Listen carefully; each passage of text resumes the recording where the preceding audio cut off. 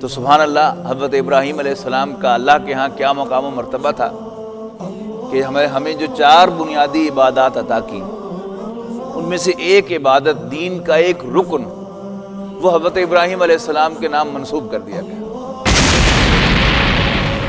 ہمارا قبلہ تو اللہ ہے، اصل میں ہم رخ کرتے ہیں اللہ کی طرف، لیکن اللہ تعالیٰ کے حکم کے تحت اللہ تعالیٰ نے حکم دیا ہے کہ اب تم اس کی طرف رخ کر لو۔ پہلے حکم تھا بیت المقدس کی طرف رخ کر لو، مسجد اقصیٰ کی طرف، اس کی طرف رخ کرتے تھے۔ اب اللہ کا حکم ہے ادھر رخ کر لو، تو ہم ادھر رخ کرتے ہیں۔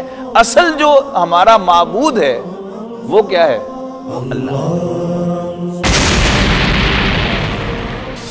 اور یہ بکواس آپ پھر سن سکیں گے کہ عید الاضحیٰ ہمیں انسانی ہمدردی کا سبق دیتی ہے۔ کون سی انسانی ہمدردی؟ جہاں تک یعنی with reference to man آپ دیکھیں گے، انسانیت کے اعتبار سے دیکھیں گے تو انسانیت پر تو ظلم تھا